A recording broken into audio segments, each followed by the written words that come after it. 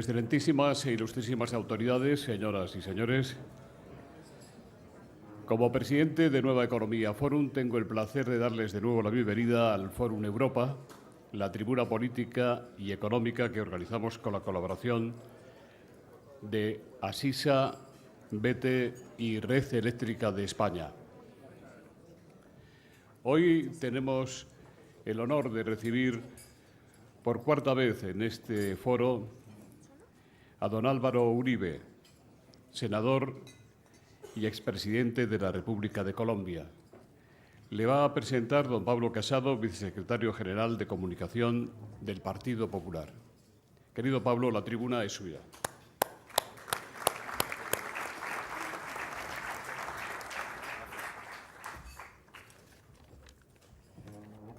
Buenos días, embajadores, autoridades, compañeros de partido, senadores, sobre todo senadores, porque hoy en el Congreso estamos rivalizando con la sesión de control. Y, por supuesto, también, querido José Luis, presidente del Foro Nueva Economía y patrocinadores. Quiero empezar mostrando la solidaridad de mi partido y estoy convencido también del Gobierno con el pueblo colombiano, después del atentado sufrido en los últimos días y el secuestro que conocimos también hace pocas horas. Esperamos que podamos pasar página de una historia que Colombia ya ha empezado a superar y, sobre todo, queremos mostrar nuestra cercanía con las familias de las víctimas y, por supuesto, también con todo el pueblo hermano de Colombia. Quería empezar lanzándoles una pregunta, porque me imagino que ustedes se preguntarán qué hago yo, una persona irrelevante, presentando a uno de los mayores estadistas de las últimas décadas. Y me temo que no voy a poder contestar a esa pregunta porque es la que yo me hice cuando me lo planteó. Lo que sí que voy a intentar contestar a lo largo de las breves palabras es el por qué para mí es un honor, probablemente uno de los mayores honores de mi corta carrera política, el evento de hoy. En primer lugar, a título personal, para mí el presidente Álvaro Uribe es un referente personal, moral y político. Lo es por sus principios inquebrantables, por su liderazgo político, por sus convicciones morales, por esa política ya célebre de mano firme, con corazón grande, que hizo que revolucionó, enderezó el rumbo de su país como pocos mandatarios han conseguido en la historia reciente. Le conozco desde hace aproximadamente una década. La primera vez que coincidí con él fue durante un terremoto en Valparaíso, durante la toma de posesión del presidente Sebastián Piñera. No pasó nada, fue una amenaza que no tuvo consecuencias, pero les aseguro que ese mole de mármol y esas lámparas tan grandes parecía que se iban a caer sobre nosotros. Allí ya había un presidente Uribe que no se inmutaba, probablemente porque ha sufrido en sus carnes otro tipo de seísmos en su carrera política. Es verdad también que el presidente Aznar y el rey Felipe, allí presentes, en ese momento príncipe de Asturias, tampoco se inmutaron demasiado. La segunda vez que lo vi fue en el Palacio de Nariño. Fue en una recepción en la que lo que más me sorprendió fue su cercanía. Éramos varias personas y nos despidió a todos por el nombre de pila y les aseguro que yo no era nadie importante como para recordarlo. Y luego, a partir del 2010, coincidí con él bastante a menudo en Washington. Primero cuando daba clase como profesor en Georgetown y luego cuando tuve el honor también de coordinar un proyecto académico en la Johns Hopkins en el cual él era miembro del board. También me sorprendió un rasgo, que es lo trabajador y lo responsable. Aunque tuviéramos un debate insignificante y tuviera que recorrer el mundo para dedicar 7 horas a esas deliberaciones, venía, no dormía y se volvía a ir. En segundo lugar, no solo es un honor a título personal, sino que es un honor por lo que ha hecho por Colombia. Escribía García Márquez que, por fortuna, Macondo no es un lugar sino un estado de ánimo. Y yo creo que la Colombia del presidente Uribe ya es un concepto, es un símbolo. Es el símbolo de orgullo, de patriotismo, de unión.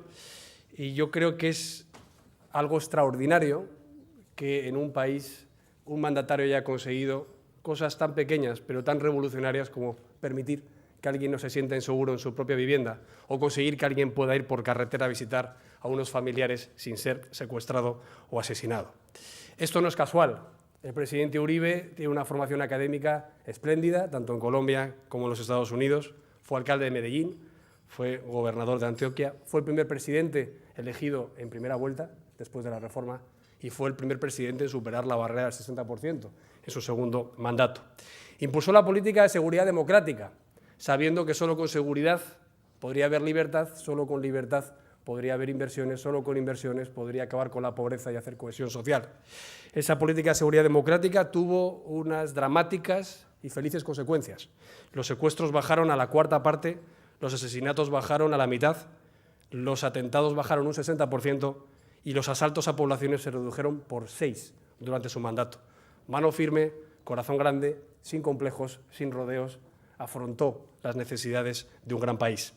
Esto le costó 4 atentados, alguno célebre por lo escandaloso, el burro bomba del que salvó su vida y, por cierto, siempre interesándose y entrando en la zona de peligro acordonada para interesarse por su equipo de seguridad y por los demás. Esto tuvo una consecuencia en la economía. El PIB durante su mandato creció un 6%, el desempleo bajó al 11% y las inversiones extranjeras subieron hasta la cifra de 10.000 millones de euros. Pero en tercer lugar, también es un honor presentarle por lo que ha hecho por España. El presidente Álvaro Uribe es un gran amigo de nuestro país. No sucumbió a lo que el señor Buendía decía, eso de la fiebre de los imanes y los cálculos astronómicos, los sueños de la transmutación que ya sufrió en plena ola del socialismo del siglo XXI en su querida tierra y en su querido continente. Todo lo contrario, evitó los estragos de ese populismo y además le hizo frente. Nunca toleró, además, las oleadas de nacionalismo antiespañol en su país. Siempre defendió la seguridad jurídica de las empresas españolas en Colombia. Con Aznar combatió las conexiones del terrorismo etarra con las FARC. Con Rajoy, ya desde otro momento, ha aplaudido, ha colaborado y ha agradecido la negociación dura pero exitosa del presidente de España para retirar la necesidad de visado Schengen para los ciudadanos colombianos. Favoreció el turismo, la inversión, la cooperación con nuestro país. Vio a España siempre no como un país en el que hay que buscar supuestos agravios históricos, sino con el que hay que construir juntos el futuro. Y sobre todo, apostó por la Alianza Atlántica, apostó por la amistad con Estados Unidos y con España, mientras otros miraban a Cuba y a Venezuela y lo siguen haciendo. Y acabo ya. Por todo esto que he dicho, es un honor para mí presentar a Álvaro Uribe.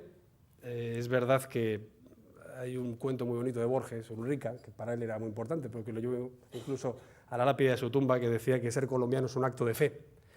Y yo estoy muy de acuerdo, no siendo colombiano, pero conociendo al presidente Uribe, porque creo que Álvaro Uribe hace precisamente de su patriotismo, de su servicio público, de su vocación, un acto de fe.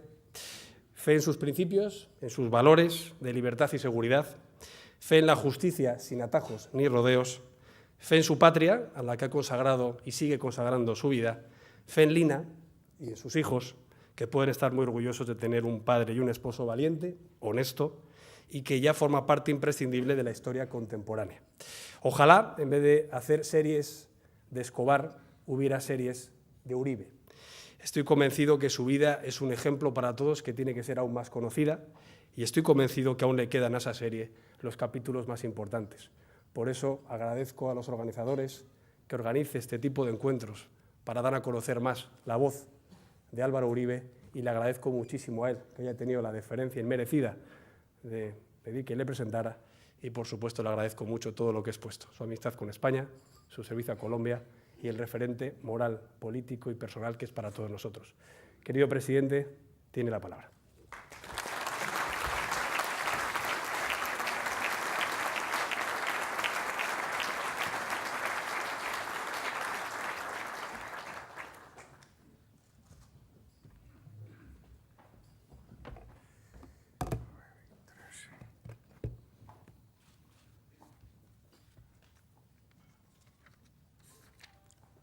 Muy estimado don José Luis Rodríguez, muy estimadas autoridades, don Pablo Casado, muy distinguidas señoras, muy distinguidos señores, amigos de los medios de comunicación. Me honra mucho volver a España y a este foro de Nueva Economía, que fue tan generoso durante los años en los cuales yo ejercí la presidencia de Colombia. quiero agradecer inmensamente esta invitación, que coincide con la invitación que me ha hecho la Universidad Católica de Valencia para participar mañana en esa histórica ciudad en la cátedra de Santo Tomás Moro. Pablo Casado, que es una figura bien promisoria de las juventudes democráticas de España, de nuestra Iberoamérica y del mundo, se ha excedido en su generosidad. En alguna investigación judicial me preguntaron a mí, ¿qué hacía usted en tal campaña? Lo que yo hago, yo soy un agitador político de la calle, de los valores democráticos. Eso me resume, don Pablo, usted se ha excedido y muchas gracias. Quiero, estimados periodistas, hacer la siguiente anotación. Yo estoy en la oposición en Colombia, por convicciones, por lo que veo en el país que lo considero inconveniente. Una cosa es la oposición al gobierno y otra cosa es mi afecto y mi valoración del pueblo colombiano. El pueblo colombiano es un gran pueblo. Colombia ha sido un país de instituciones, de democracia, de empresa privada, un país de emprendimiento. He dicho que el pueblo colombiano, su historia, sus expectativas, su vocación de emprendimiento merecen un mejor gobierno.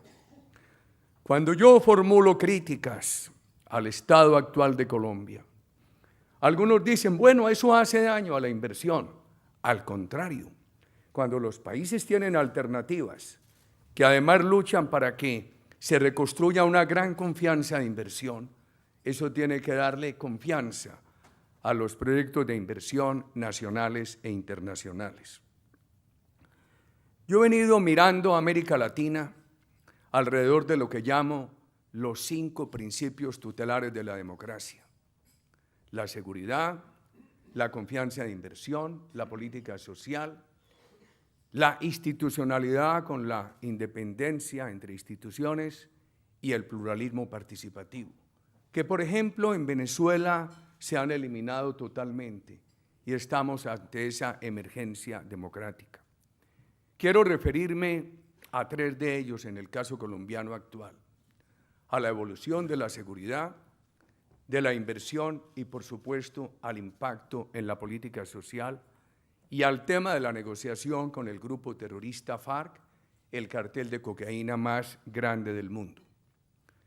Siempre he expresado que la seguridad es un valor democrático y una fuente de recursos. No es lo único que se necesita, pero es un valor fundamental para la confianza de inversión. Y que un país que quiera tener confianza de propios y de extraños como Colombia, necesita trabajar la seguridad con valores democráticos, la confianza de inversión y la política social simultáneamente. El año 2000 me preguntaba yo, ¿por qué Colombia, que tuvo la menor interrupción democrática en el siglo pasado? La de México fue de 12 años, la nuestra fue de 4. ¿Por qué Colombia, que nunca tuvo default? ¿Por qué Colombia, que nunca participó en los problemas de las crisis, de las deudas en los años 70 y 80 en América Latina? ¿Por qué Colombia, que nunca puso en riesgo la empresa privada, era un país con una muy baja tasa de inversión privada? La respuesta fue la violencia, el narcotráfico, los grupos terroristas. Entonces nos propusimos el rescate de la seguridad de la mano de la política de promoción de inversiones y de la mano de la política social. Sin una política social se legitima una política de promoción de inversiones y sin una política continuada de apoyo a la inversión privada es insostenible la política social. Recuerdo en el año 2003, un 17 de diciembre, en una conversación con el presidente Chávez, él me preguntaba cómo evaluaba yo las políticas sociales suyas en Venezuela. Y le dije, presidente, son buenas, no las conozco en detalle, pero un país tan rico como Venezuela no puede tener pobreza. Y le agregué, si quieren mantener unas políticas sociales en expansión, denle un apoyo permanente a la empresa privada. Con una empresa privada afectada, limitada o expropiada, no hay políticas sociales sostenibles. Él me contestó que no, que Castro en los años 80 había indicado la necesidad de que América Latina tuviera un socialismo con petróleo y señaló a Venezuela. Le dije, no te basta. Yo creo que América Latina tiene dos ejemplos bien paradigmáticos. La confianza de inversión privada a principios de los 60 en el Brasil, que fracasó porque no estuvo acompañada de unas políticas sociales. Y el fracaso de las políticas sociales contemporáneas de Venezuela, porque no ha estado acompañada de una gran política de inversión privada. Yo dejé a Colombia no convertida en un paraíso, pero con mis faltantes y omisiones, con errores que pudieron cometerse, el país iba mejorando. Iba mejorando sustancialmente en el tema de seguridad, de reducción del narcotráfico, en inversión doméstica, en inversión extranjera y en política social. Algunos temas que me llevan a mí a hacer oposición a este gobierno, que ayudamos de manera determinante a elegir en 2010. Por ejemplo, en el periodo 2002-2010, el homicidio bajó en Colombia de 28.837 casos a 15.459. Ha seguido bajando. En el 2016 se registraron 12.262. Pero hay casos de gran preocupación. Ciudades como Cali, como ciudad de Medellín, que no obstante tener excelentes alcaldes, siguen con unas tasas de homicidio sumamente preocupantes. Es el gobierno nacional el que tiene que manejar la seguridad. Y con una anotación, la permisividad con el narcotráfico, la permisividad con la extorsión, la permisividad con el control territorial que ejercen grupos criminales, ha llevado a que la ciudadanía no resista, no ofrezca resistencia, porque no hay ejercicio de autoridad del gobierno. Entonces mucha ciudadanía se ha tenido que someter a grupos criminales y eso ha llevado a que los grupos criminales disminuyan el asesinato porque no lo necesitan, porque tienen control territorial. En efecto, el secuestro bajó en los años nuestros de 2.282 casos a 282. En el 2016 hubo 205, pero el país empieza a tener unos casos de secuestro de empresarios bien preocupantes en las zonas urbanas, en las zonas rurales. Bien preocupante el tema inversión. En esos años bajó de 2.083 casos denunciados a 1.352. El año pasado se denunciaron 4.539 y el país ha perdido confianza en la denuncia. Creo que uno de los logros del gobierno nuestro, con sus errores y omisiones, como lo he dicho, es que la ciudadanía ganó confianza en las autoridades. Además, cooperaba con ellas. Nosotros tuvimos 4.600.000 colombianos que cooperaban con las Fuerzas Armadas, que no estaban armados, trabajaban con un celular. Aprovechamos la expansión de las comunicaciones y de su señal en Colombia. Se creó una gran confianza. Policía, ciudadanía, Fuerzas Armadas, Fuerzas Militares, ciudadanía, sectores de la justicia y ciudadanía. Pues bien, si en ese momento, cuando había una gran confianza para denunciar, se presentaron 1.352 casos de extorsión, uno diría que eso estaba reflejando casi el 100%.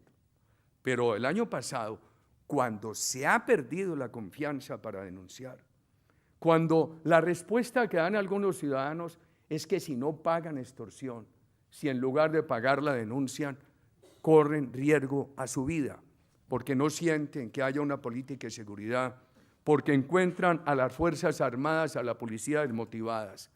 Y a pesar de que los ciudadanos tienen miedo a denunciar, hubo 4.539 casos, quiere decir que un porcentaje muy alto, que acrecienta mucho más la cifra de la realidad de la extorsión, se ha venido dando en Colombia. En efecto, las voladuras de oleoductos habían bajado mucho, de 86 a 31, pero en el 2016 ya se dieron nuevamente 49 y en lo corrido del 2017 se han presentado 28 casos en el oleoducto Caño-Limón. Eso nos ha llevado a que se dejen de exportar 893.000 barriles, más o menos equivalente a un día. El terrorismo.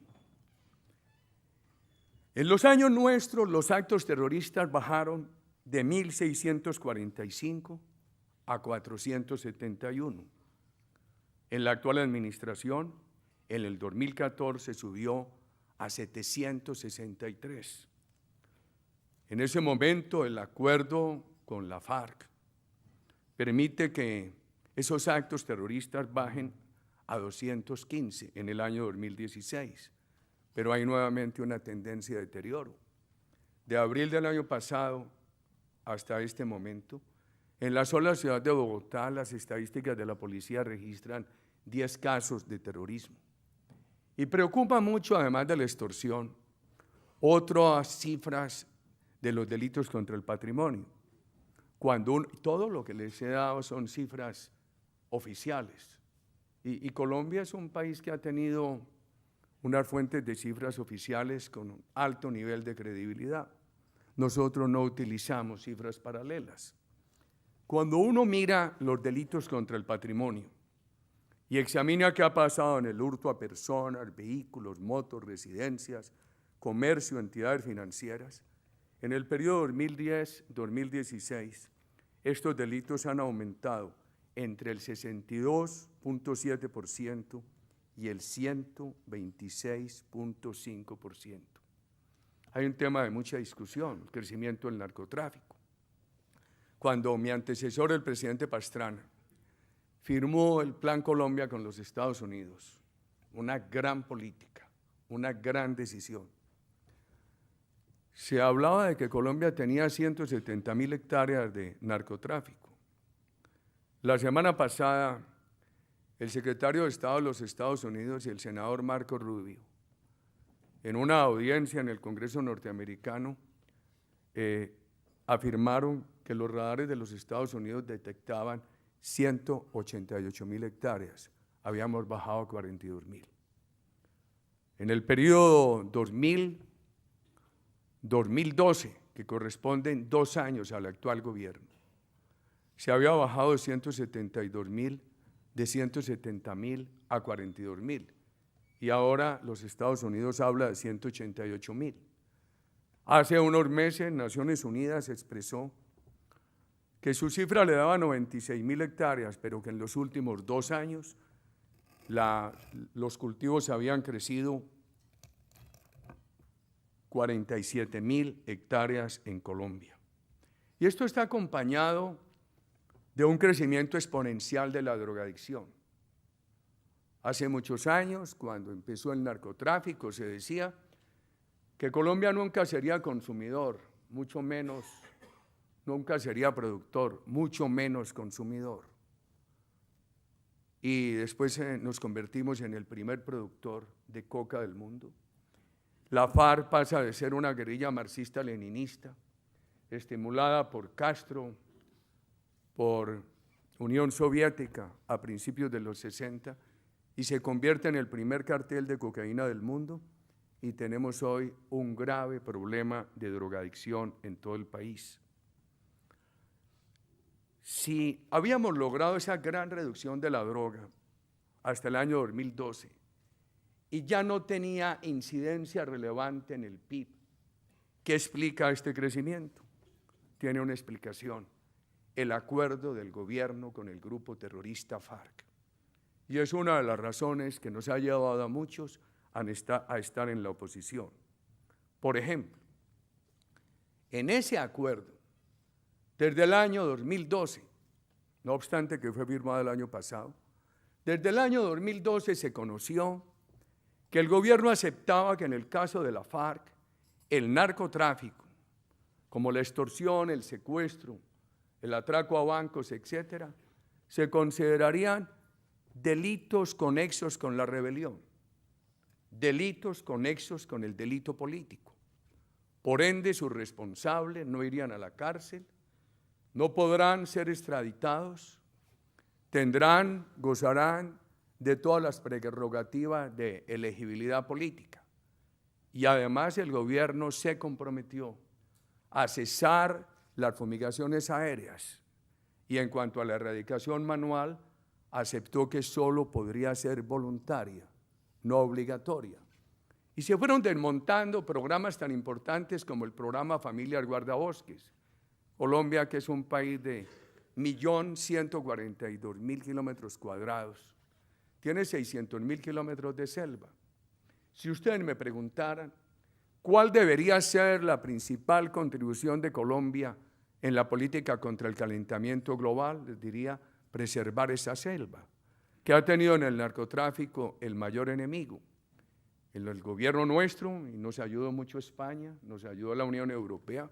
Don Pablo, España no tiene solamente un significado histórico de socio en la integración iberoamericana, es el gran enlace nuestro con la Unión Europea, fundamental, por ejemplo, para los acuerdos que se firmaron, como el Acuerdo de Libre Comercio, el Acuerdo del Diálogo Político, el Acuerdo en materia de derechos humanos.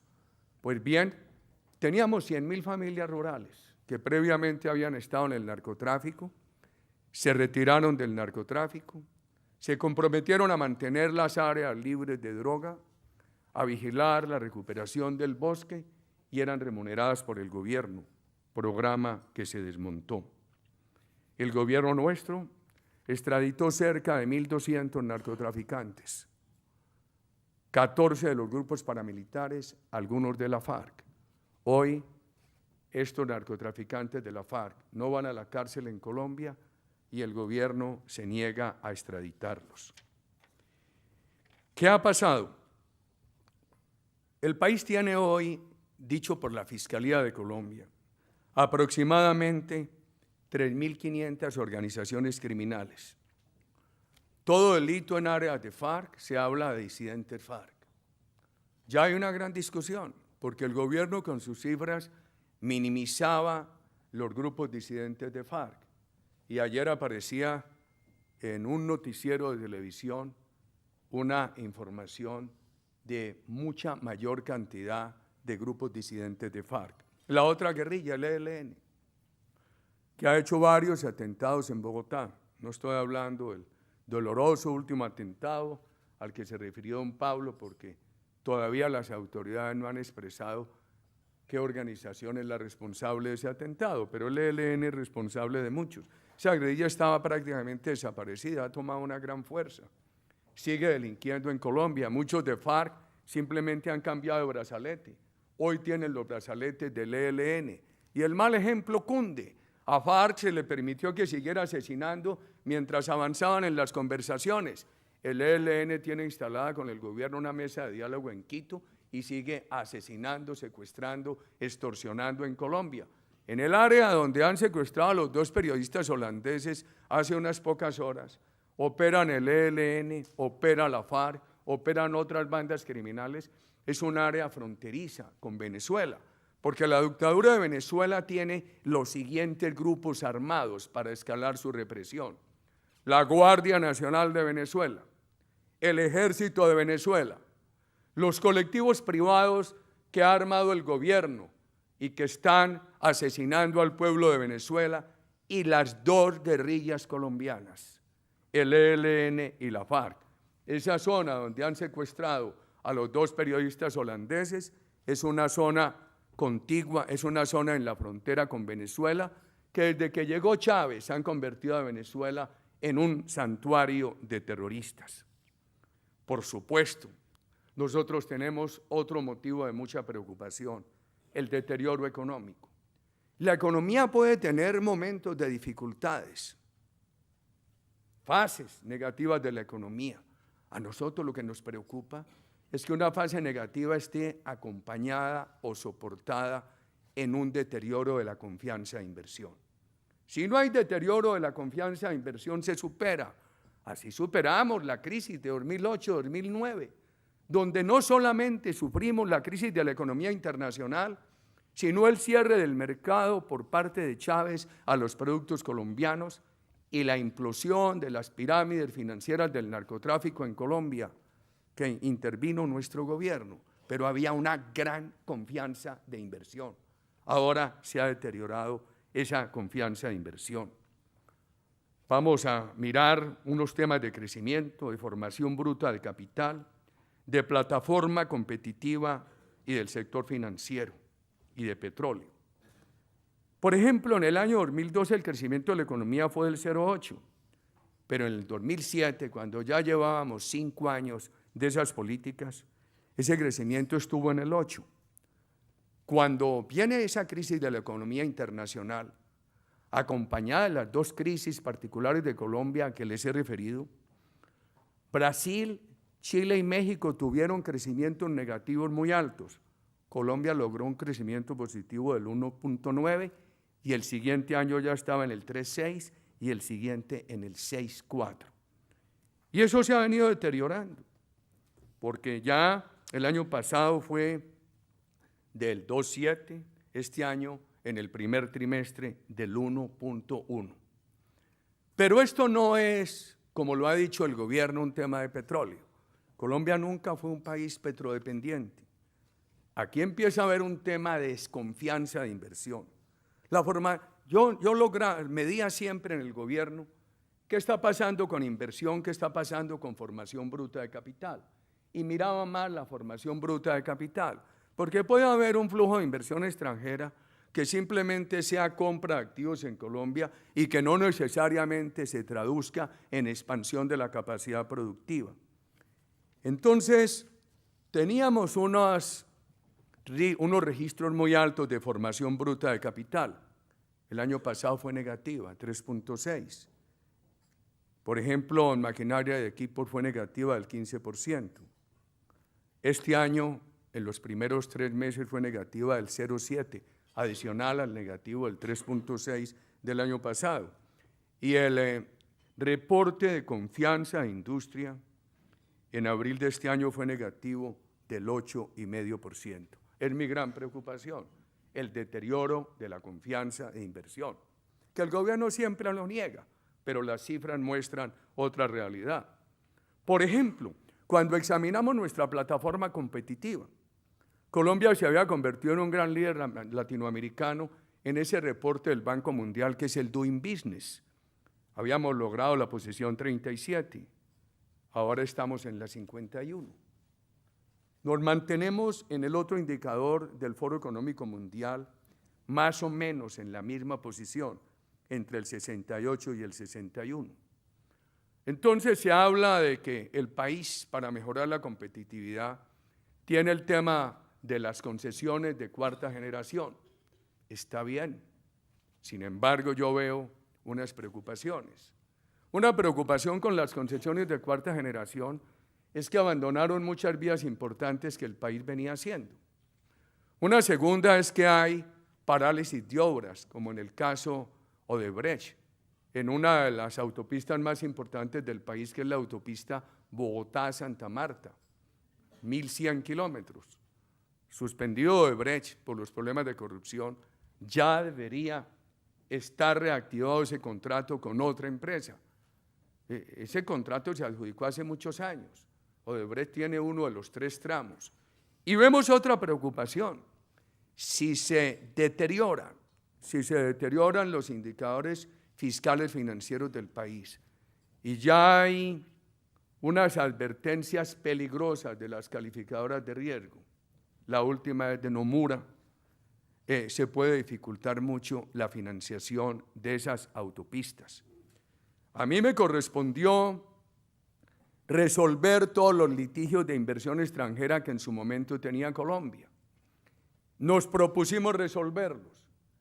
Recuerdo 2 con España, el metro de Medellín, y COMSA, que era la construcción de la autopista de Bogotá al río Magdalena.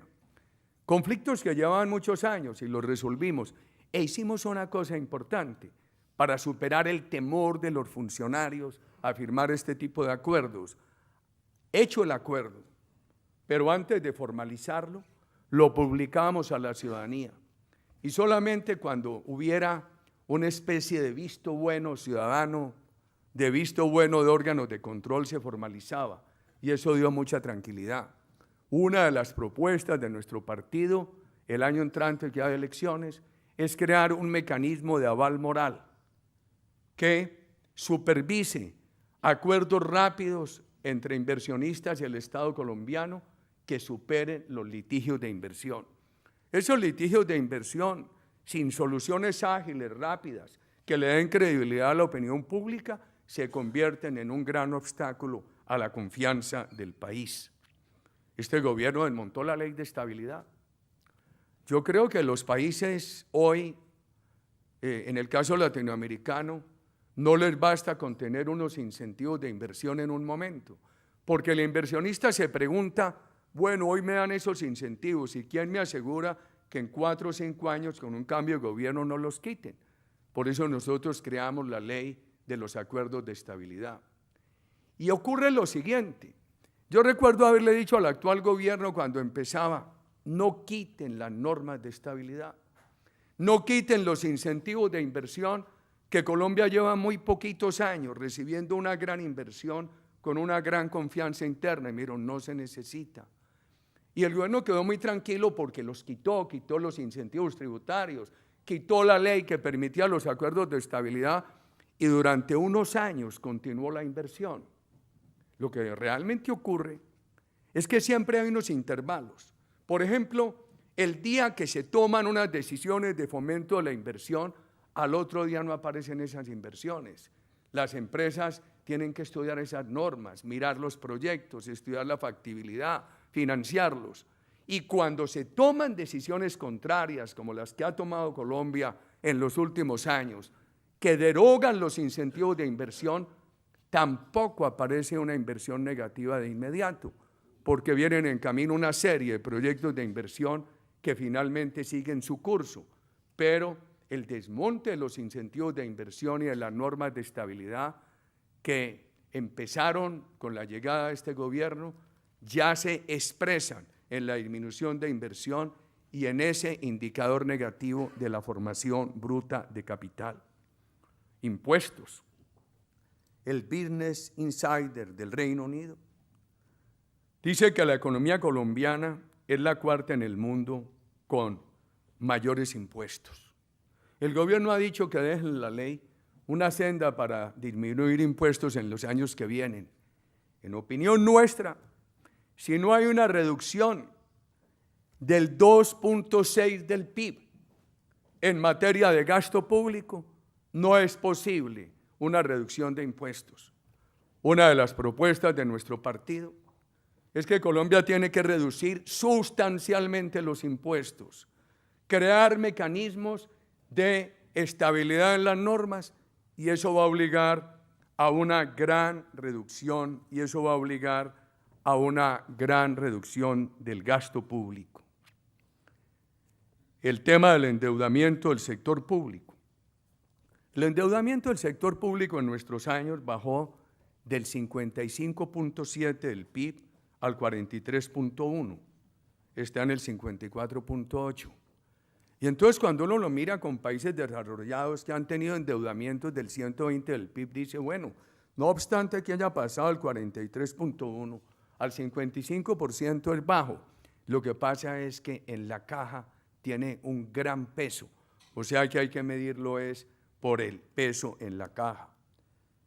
El sistema bancario colombiano, desde la reforma del presidente Pastrana y las reformas que introdujo nuestro gobierno, es un sistema con bastante estabilidad, con bastante solidez, pero no se puede dejar de mirar el deterioro que se ha venido presentando poco a poco de la calidad de la cartera.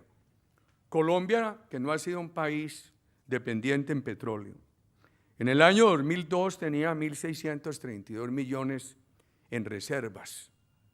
Lo dejamos en 2.058.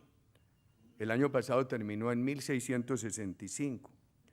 No obstante que la producción en nuestro gobierno pasó De 570.000 barriles al día a 786.000, logramos aumentar las reservas registradas.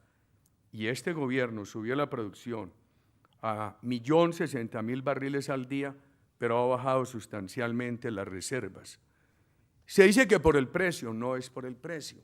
Argentina, Brasil han mantenido un gran ritmo de exploración.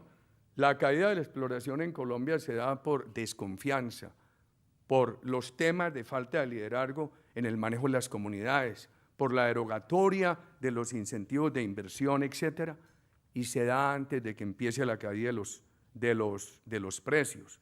Nosotros habíamos pasado de la exploración de 10 pozos por año a 112. En los últimos 3 años Colombia tuvo 25 en el 2015, 25 en el 2016 y este año lleva 25. Habíamos pasado de 2.068 kilómetros de sísmica en la parte territorial de Colombia a 25.000. El año pasado hubo 39.000, pero solamente el 5% fue en la Colombia territorial. Lo otro fue en el mar y hemos dejado por fuera unas cuencas de la mayor importancia porque están controladas por el narcotráfico y el terrorismo, como son las cuencas del río Putumayo y el río Caguán. Y todo esto va incidiendo en el deterioro del empleo y en la parálisis de la reducción de la pobreza. Colombia había reducido la pobreza del 50 al 37. En este gobierno venía reduciéndose al 26. Ya el año entrante, el año pasado, estuvo en el 28.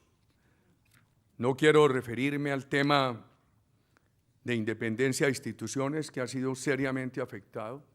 El gobierno, por ejemplo, bastante descompuesto por el tema de que la Corte Constitucional le devolvió al Congreso la facultad de poder discutir y presentar proposiciones a las leyes que incorporan los acuerdos con FARC. Ha nombrado una nueva magistrada en la Corte Constitucional para tener mayorías y ahora ha propuesto que se anule esa sentencia. Hay una serie de beneficios a la FARC bien preocupantes. Eso crea un mal precedente. La impunidad total, que es la partera de nuevas violencias, la elegibilidad de personas condenadas por terrorismo sin que hayan cumplido penas adecuadas. España tiene una de las pocas legislaciones que permite que los terroristas condenados puedan ser elegidos, pero ustedes han conocido el tema de Arnaldo Otegi, que no obstante que salió de la cárcel todavía tiene una sanción que le impide elegibilidad. En Colombia estos terroristas no tienen sanción de elegibilidad y tampoco van a la cárcel.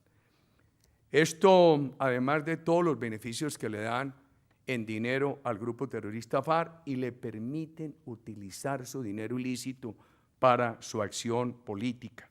Queridos amigos, un decreto ley reciente así lo estipula. Entonces, además de los beneficios con recursos oficiales, le permiten a ese grupo que tiene una gran riqueza ilícita gastar parte de esa riqueza en el tema del ejercicio político. Y ese grupo nuevamente se declara marxista-leninista y quiere implantar en Colombia la tragedia de Venezuela. Yo digo, ¿cuál es la diferencia entre lo que ha hecho FARC en Colombia, lo que hacen en Venezuela y el nazismo? En Europa no van a permitir partidos nazistas. ¿Por qué nosotros tenemos que permitir y darle beneficios a un grupo terrorista declarado marxista-leninista que quiere llevar a Colombia la misma versión del presidente Chávez?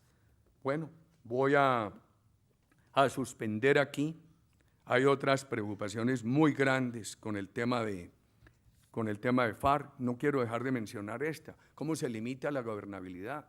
Las próximas 3 administraciones presidenciales, si eso no se reforma, ese acuerdo con FARC, todo lo que produzcan en materia de decreto, legislación, etcétera, tendrá que acatar esos acuerdos que los subieron al nivel de la Constitución y que van a ser un gran obstáculo para la reducción del gasto público y para la creación de normas que le den nuevamente toda la confianza a la inversión.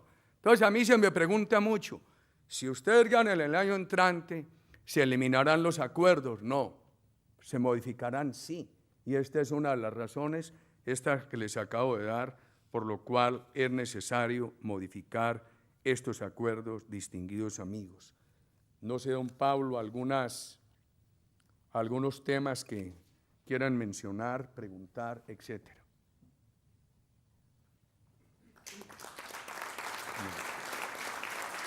Aquí mismo.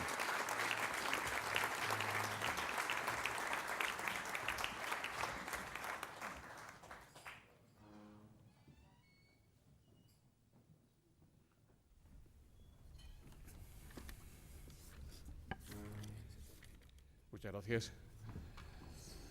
Ya ve, señor presidente, cómo tengo la mesa. Le agradecería que en las respuestas fuera lo más breve posible. Ya sé que usted es de verbo fácil, florido y muy agradable. Diego Toledo dice, usted ha recibido muchas críticas por sus declaraciones tras el atentado terrorista de hace unos días en el centro comercial andino de Bogotá. Le acusan de querer sacar partido de la tragedia y de polarizar aún más al país. Algún columnista ha llegado a decir que la actitud de usted en relación con este suceso no es amor por Colombia, sino odio por Colombia. ¿Quiere decirnos algo sobre esto? ¿Quiénes cree usted que fueron los autores del atentado una vez que las FARC y el ELN hayan acusado del hecho violento a los enemigos de la pacificación? Muy breve, como usted lo ha pedido. Algún joven colombiano de nuestro partido, cuyo padre fue secuestrado por la FARC, cuya familia ha tenido todo el sufrimiento a causa de la FARC, y que ha sido muy crítico de esta impunidad en este proceso, impunidad que yo considero es la partera de nuevas violencias, dijo que el presidente de la República debía salir, que se hiciera una gran campaña en el país para eso, lo dijo él. ¿Qué he dicho yo en esta materia? Cuando ese atentado, pues, lo deploré, dije que Colombia debería pensar en el ejercicio de la autoridad con sentido democrático y no seguir en la tarea de indulgencia con el terrorismo, y recordé las palabras del exministro Fernando Londoño en 2003, cuando el atentado contra el club El Nogal, Bogotá llora, pero no se rinde. Han sido mis declaraciones, yo creo que no tienen relación con esta pregunta. Y además lo que dije a lo largo de la exposición sobre el atentado terrorista, que todavía no hay un informe oficial de autores, me releva de profundizar en esta respuesta. Creo que la persona que hizo la pregunta está mal informado sobre lo que ha sido mi reacción a este tema. Luz Helena Pérez dice, ¿qué opina de la noticia en la CNN sobre que la francesa fallecida en el atentado en Bogotá es la principal sospechosa de la bomba en el centro comercial andino? Estuvo en zonas veredales de las FARC y que la bomba estalló cuando la iba a poner. No tengo ningún elemento de juicio para referirme a esa afirmación. Lo que deploro es lo que pasó en la ciudad de Bogotá. Me da mucha tristeza y lo que viene pasando en todo el país. Laura Bonilla dice, al margen del proceso de paz, Colombia necesita transformaciones profundas. Se da por hecho de que usted será el candidato a la presidencia por parte de su partido, el Centro Democrático. Si usted gana las presidenciales del próximo año, lo que es muy probable según las encuestas a día de hoy, dice Laura Bonilla, ¿cuáles serían sus prioridades? ¿Revertirá usted los beneficios dados a la guerrilla?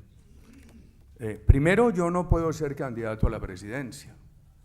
Las reformas constitucionales que han hecho allí lo impiden y además no han ido en mi alma aspiraciones, porque creo que en este momento de mi vida es más importante promover nuevos liderazgos para el país que promocionar mis propias aspiraciones o vanidades. Mi interés es promover nuevos liderazgos. Si uno de los nuestro candidato del Centro Democrático o de la coalición con el expresidente Pastrana, con la doctora Marta Lucía Ramírez, con Alejandro Ordóñez, con grupos de víctimas, con grupos cristianos, con grupos laicos, católicos, con muchos sectores de la comunidad colombiana, gana la presidencia el año pasado, el año entrante, como lo he dicho, nosotros modificamos, pero no desconocemos los acuerdos. Hay que hacer unas modificaciones, ya les expliqué por qué en el caso económico, que de lo contrario nos van llevando poco a poco al debilitamiento de la economía y hacer una segunda Venezuela. El mundo no ha observado bien esto, como los acuerdos de El Salvador del 93. No solamente dieron una impunidad, que el año pasado la declaró inexequible la Corte de El Salvador, sino que frenaron la economía. Y entre el 93 y el 2009, por las limitaciones impuestas por esos acuerdos, la economía no pudo avanzar. Y llegó un gobierno de la exguerrilla y están en el segundo. Y El Salvador prácticamente se sostiene. No es un problema económico mundial, porque es un país de 6,5 millones de habitantes que recibe 4.500 millones de giros de ciudadanos que viven en el extranjero, que envían ese dinero anualmente a sus familiares en El Salvador. Por ejemplo, cuando una reforma importante que a mí me parece es en el tema de justicia, yo no creo que Colombia pueda aceptar lo que han creado ahora, que el grupo terrorista mayor de cocaína del mundo, el mayor cártel de cocaína del mundo, se dé su propia justicia, arme su propia institución de justicia, para que a ellos les dé impunidad y para condenar a los militares y a los civiles de Colombia. Las Fuerzas Armadas de Colombia no han sido las fuerzas de la dictadura, han sido las fuerzas de la democracia. Cuando han violado los derechos humanos, sus integrantes han sido sancionados. Son unas fuerzas respetables que hay que rescatarlas de esta justicia para el terrorismo que han creado. Lo mismo a los civiles. Entonces se dice, no, es que la FARC tiene razón, Colombia es un país muy desigual. Si ustedes van a la ciudad de Cartagena, encuentran dos Cartagenas. La Cartagena con desarrollo económico en el sector industrial y en el turístico. Allá hay formalización de la economía, hay equidad en el empleo, etc. Y la Cartagena en el Pozón, por ejemplo, donde hay una pobreza extrema. ¿Qué pasa? ¿Qué explica esa pobreza en Colombia? No es por la empresa privada. Donde hay empresa privada en Colombia ha habido equidad, es por la falta de empresa privada. Para nosotros, en nuestro pensamiento político diario, en lo que propondremos el año entrante, es fundamental un gran dinamismo de la empresa privada de la mano de una gran política social. Colombia es un país que tiene un alto nivel de desempleo juvenil, en una nación muy joven, edad promedio 29 años, un país de casi 50 millones de habitantes. Si no tenemos un gran esfuerzo de dinamismo de la empresa privada, de la mano de un gran esfuerzo educativo, ¿cómo vamos a lograr darle a la juventud colombiana posibilidades de emprendimiento, de participar en una economía formal, con dignidad remunerativa, etcétera? Entonces, cambios hay que hacer, distinguidos amigos. Verónica Figueroa, de V Radio Colombia, dice: va a renovar sus listas en el Senado y en la Cámara de Representantes, o seguirá con quienes le han acompañado hasta ahora. ¿Cuál será la hora cero en la elección del candidato presidencial del uribismo? ¿Cuándo van a elegir ustedes? A Verónica y a todos los periodistas quiero decirles esto. Yo establezco una gran diferencia entre el pueblo colombiano y el actual gobierno. El pueblo colombiano es un gran pueblo, emprendedor, trabajador, un pueblo que resiste todas las dificultades y con una gran capacidad de superarlas, y merece un mejor gobierno. La bancada parlamentaria del Centro Democrático tiene 39 personas, hay uno viejo que soy yo, 3 mayores y los otros muy jóvenes, y han mostrado su capacidad de cambiar las prácticas de la política por su transparencia. Es la primera vez que hay una oposición en Colombia dentro del establecimiento democrático que no participa de ventajas del poder. Y yo creo que eso ha sido muy útil para Colombia. Estamos en el proceso de definir quiénes van a ser los candidatos al Senado y a la Cámara el año entrante. Tenemos 5 precandidatos excelentes a la presidencia de la República, toda la voluntad de hacer la coalición a la cual me referí, que deberá tener también un solo candidato. Estamos en ese proceso.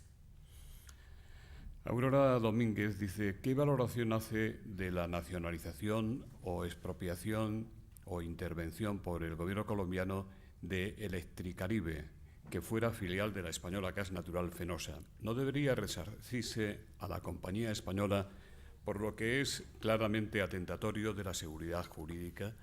¿Cree que finalmente Santos cederá a las presiones del gobierno español, que ha llegado a advertir que si no se llega a un acuerdo satisfactorio, influirá en la OCDE para retrasar la incorporación de Colombia a este organismo por cuanto su país no ofrece garantías suficientes a la inversión?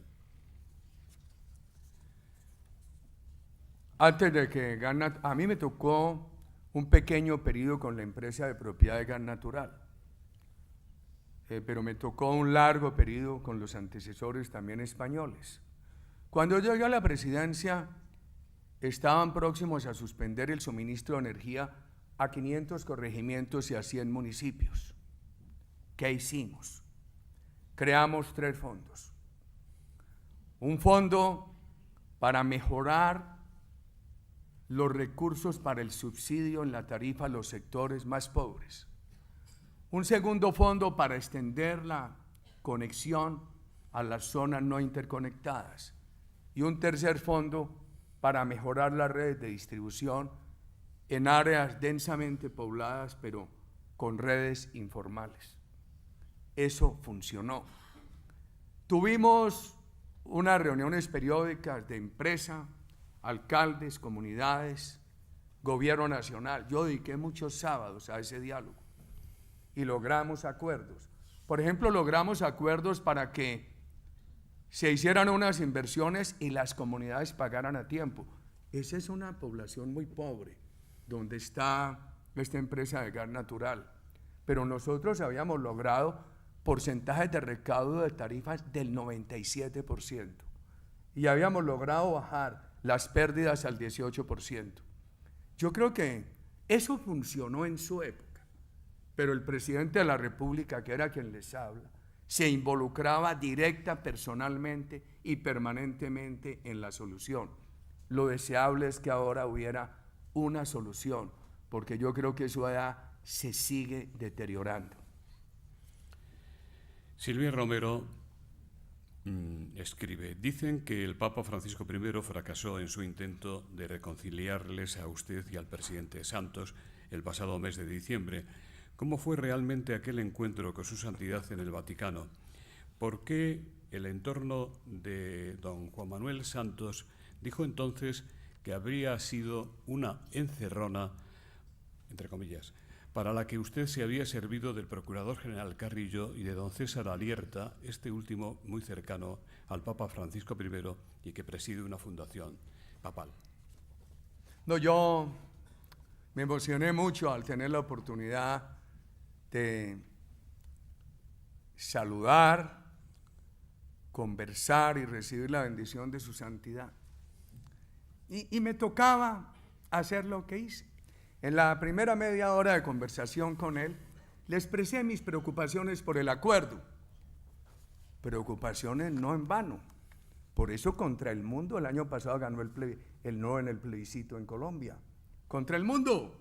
A mí sí que me dolía ver el gobierno de España apoyando el acuerdo con el grupo terrorista FARC, un acuerdo de total impunidad. A la Unión Europea, a los Estados Unidos, al Santo Padre, a Naciones Unidas. Todo ese ejercicio de derroche, de gasto del gobierno colombiano, ese compromiso de los medios colombianos diciendo que nosotros mentíamos cuando advertíamos el peligro del contagio castrochavista, y a pesar de eso, él no ganó en Colombia. Y el gobierno de Colombia se robó el plebiscito. Y se inventaron una fórmula muy dañina como precedente democrático, porque desconocieron el veredicto popular y lo sustituyeron por una proposición en el Congreso Nacional. Yo le expresé a su santidad todas las razones, con todo el respeto, y la verdad es que este es un tema de mirada de país. Este es un tema de concepción de país, queridos amigos, que trasciende lo que dicen de reconciliaciones personales. No, eso no está en juego, los temas personales no están en juego. Aquí está en juego es un tema de país y las preocupaciones por el país. Tuve oportunidad de expresárselas en su santidad. Ya hay detalles muy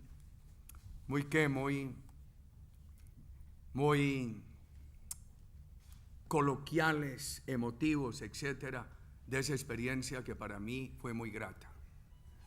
¿Fue el señor Alierta el que le hizo a usted la cita? No lo sé, porque yo lo vine a saber el día antes, pero él que ha sido Yo llegué a Roma milagrosamente. Qué casualidad. Por casualidad. Y César muy amablemente dijo que como estábamos sobre el tiempo, me ayudaba para que me recogiera un avión en Bogotá. Le dije, no, yo trato de irme. Mira a ver qué dificultades hay en el tramo Madrid-Roma. Pero no fue necesario. Pero él, que ha sido un buen amigo de Colombia, tuvo la mejor intención para que ese encuentro se diera. Los orígenes, no lo sé, yo supe horas antes, por una conversación accidental con el nuncio en Colombia, me dijo, y usted no está en Roma, si la reunión es mañana.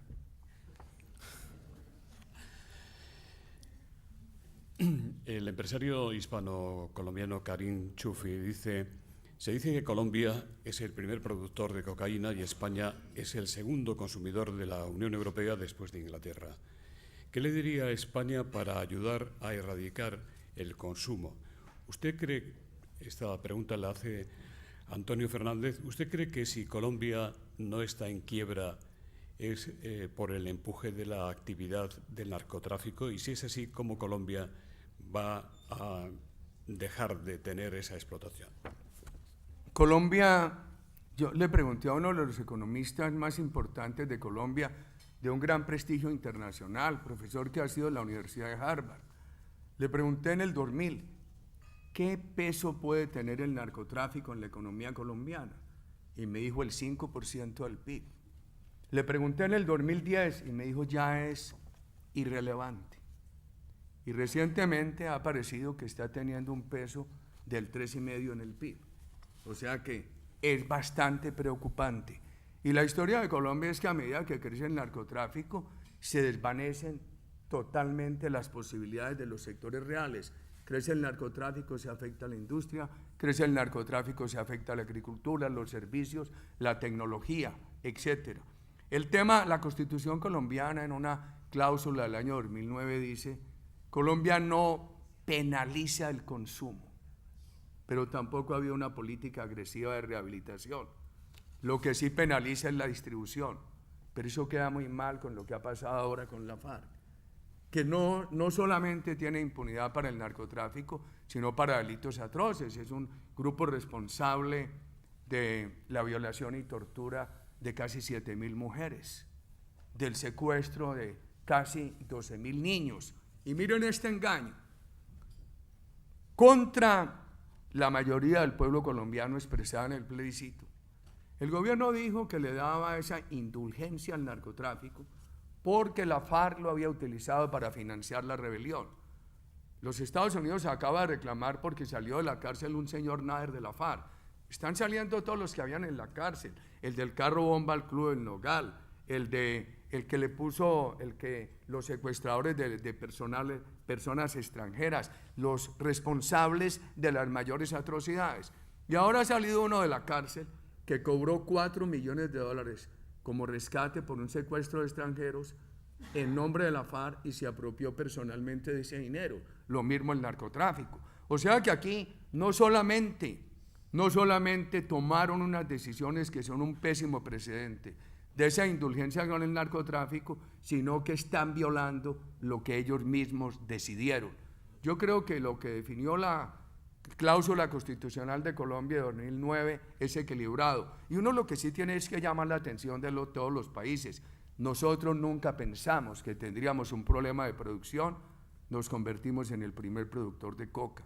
Nunca pensamos que tuviéramos un problema de consumo, hoy es enorme el problema de consumo y de crecimiento del consumo en la juventud colombiana.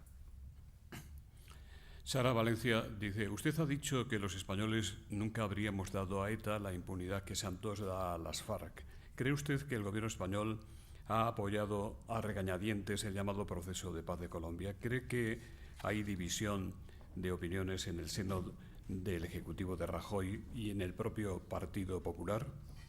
Yo tengo toda la gratitud con el valor civil del presidente Aznar. Y lo repito en privado y en público. Y la verdad es que sí hay una aproximación diferente de las autoridades españolas al tema ETA y lo que han expresado sobre el tema colombiano, que no es menor grave. Sin embargo, resalto las declaraciones recientes de la señora ministra de Defensa de España, donde ella ha hecho unos comentarios bien importantes sobre el daño que se hace en un proceso de diálogo con el terrorismo cuando se permite que no haya justicia. Me parece muy relevante las declaraciones de la señora ministra de Defensa de España en esa dirección. José Antonio Centeno dice: parece ser que usted en sus viajes por el mundo inquieta a los embajadores colombianos con sus declaraciones y sus efectos. Dice: hace unos días el embajador colombiano en Londres, Néstor Osorio, rechazó en público el discurso que usted pronunció en un foro mundial organizado en Atenas y se quejó de que usted presentara a Colombia como un país en donde impera el crimen y en el que no se puede confiar. ¿Se siente usted censurado? ¿Tiene la sensación de que quieren acallarle?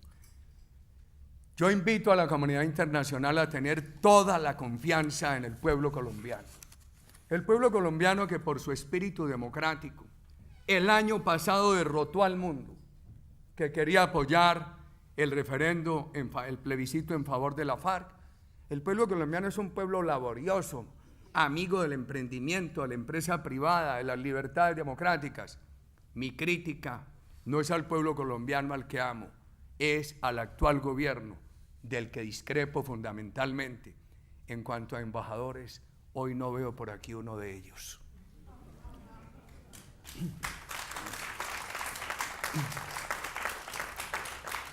El embajador de Colombia en España, al que yo creo que se refiere, nos llamó para decirnos y excusarnos que enviaría diplomáticos, pero que él tenía que ausentarse para acompañar al presidente Santos en una reunión en París.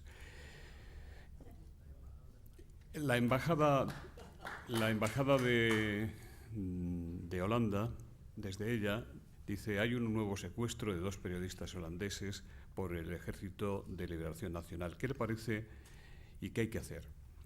Yo mostré cómo se había presentado una gran reducción del secuestro hasta el 2010, que la tendencia positiva a partir de ese momento se estabilizó. Estas son cifras que tomo del gobierno. Aquí están.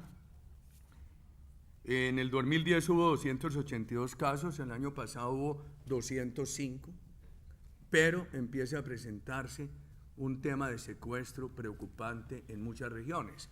No solamente el de los 2 holandeses, industriales en sitios urbanos, agricultores en zonas rurales, y el problema es que personas que no alcanzan a pagar la extorsión son amenazadas con el secuestro. Y hay muchos casos de lo que se llama allí secuestro express. La semana pasada conocí 2 de personas cercanas. Los secuestraban, les pedían porque no habían pagado una extorsión y alguien de la familia tenía que llevar el dinero en unas horas y los liberaban.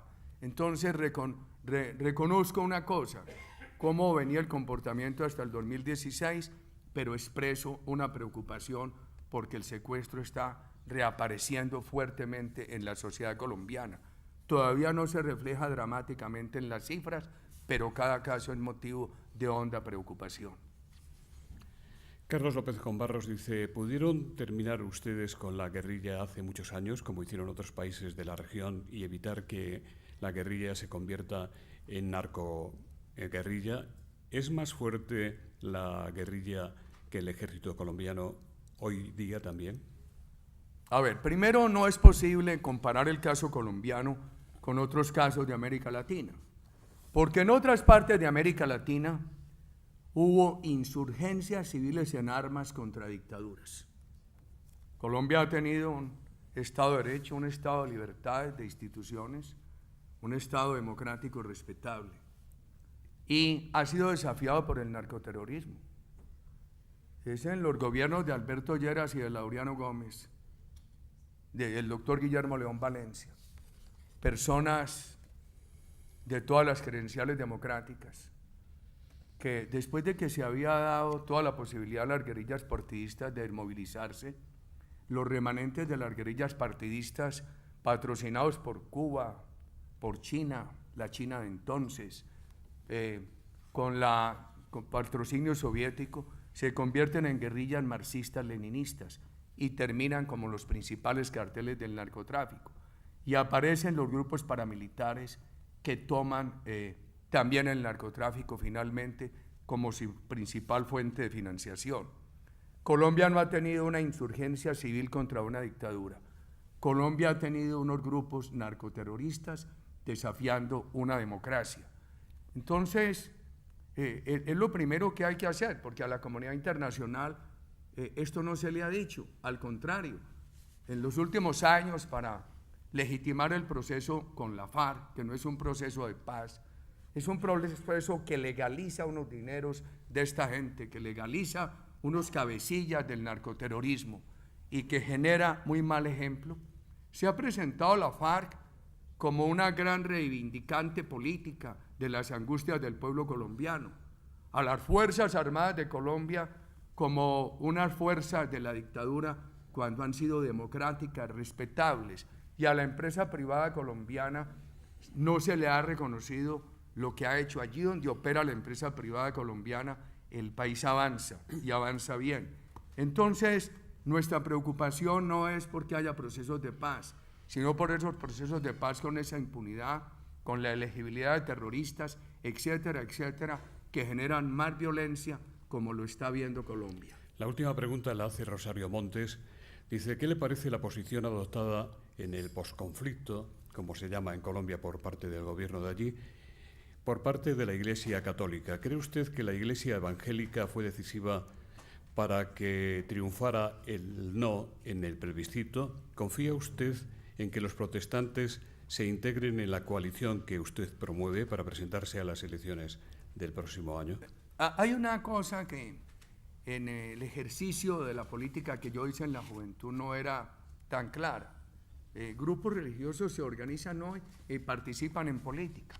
Uno no sabe con qué peso específico, pero Colombia tiene organizaciones cristianas que participan en política y laicos católicos que lo hacen, y muchos de ellos ayudaron en el plebiscito. Por supuesto, son temas difíciles, porque, por ejemplo, Su Santidad me preguntaba que cómo estaba la Iglesia frente al proceso de paz, y yo le dije, Su Santidad, yo no soy la persona para contestar. Mi lectura es que todo el mundo quiere la paz, pero por lo que yo hablo con los sacerdotes en muchas regiones de Colombia, hay unos que están con este acuerdo, otros que estando con la paz discrepan de este acuerdo. Tema muy difícil. Un agitador político como yo, que lo hace por convicciones democráticas, tiene que ser muy cuidadoso en esos temas religiosos. Muchas gracias. En nombre de las entidades que hacen posible este Fórum Europa, don Ángel Mateos despide el acto. Bueno, agradecer en nombre de todos los asistentes a don Pablo Casado la presentación que ha hecho del presidente Uribe, muy buena presentación, y al presidente Uribe por compartir hoy con nosotros sus convicciones, sus 5 principios, principios que han sido la base del desarrollo de Colombia, pero también son la base de su futuro. Habrá piedras en el camino, pero seguro que el pueblo colombiano será capaz de superarlos. Muchas gracias.